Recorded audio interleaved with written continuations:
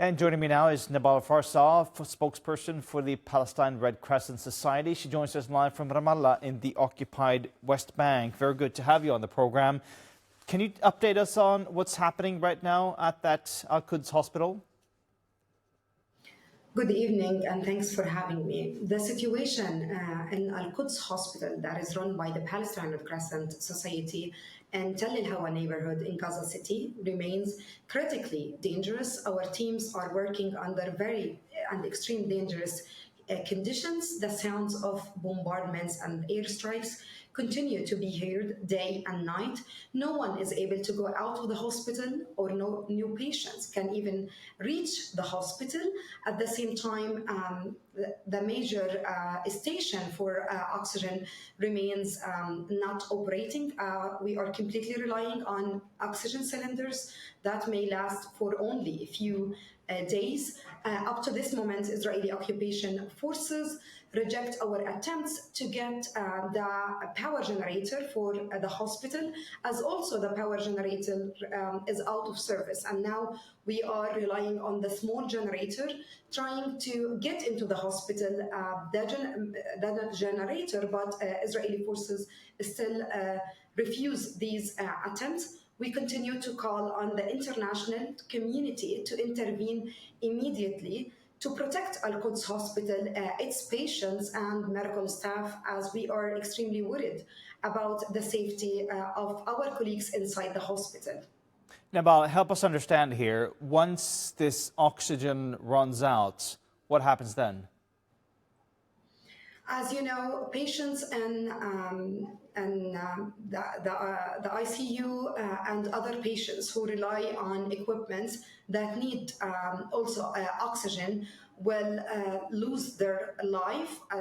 Unfortunately, the situation is extremely dangerous, and as I just said, we continue to hear continuous bombardments and no one is able to get into the hospital or go out of the hospital. We are completely relying on oxygen cylinders. We have patients who are connected to these oxygen cylinders. Once these cylinders run out, they will definitely lose their life. Unfortunately, the situation not only in Gaza, not only in Al-Quds Hospital, but also across Gaza City is very dangerous. Healthcare system is almost collapsing, and medical supplies are critically low. Hospitals are repeatedly being targeted, and staff are exhausted. Hospitals in Gaza City are facing extreme shortages of medical supplies, blood units, as well as fuel, which is needed for the power generators. Power generators that operate very necessary operations, such as incubators, as well as oxygen supplies and even surgeries. The situation inside the hospitals is catastrophic, as we continue to receive across Gaza hospitals more wounded, dozens of wounded getting admitted to hospitals because of the continuous bombardments. What has happened in Gaza City is a truly unprecedented bombardment that are targeting civilians still to happen, and at the same time very limited healthcare service is being provided, as the majority of hospitals were taken out of service.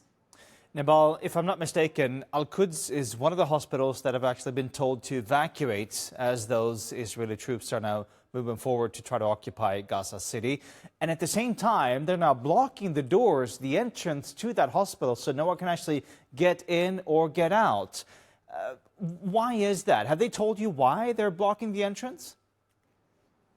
Al-Quds Hospital was not notified to be evacuated. Up to this moment, we are still providing necessary healthcare services to our patients under very extremely dangerous conditions. As I said, Israeli forces are in the area. No new patients are being able to get into the hospital to receive healthcare services. We barely can take care of our patients who are already inside the hospital. Our teams stay inside the hospital, sleep inside the hospital. No one is being able to go out of the hospital, we have two major challenges beside the dangerous conditions we are working under. One is the oxygen station, as I just said, which was targeted by Israeli forces yesterday, rendering it out of service. And second thing is we need to get a power generator, as the major power generator for the hospital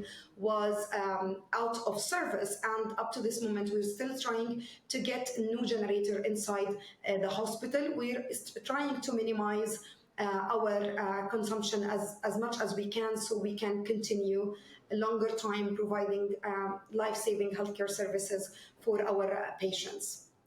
Nebal Farsakh from the Palestine Red Crescent Society, thank you so much for joining us here on TRT World, and thank you, of course, for that courageous work that your colleagues are doing, that trying to treat those patients up in Gaza City. Thank you.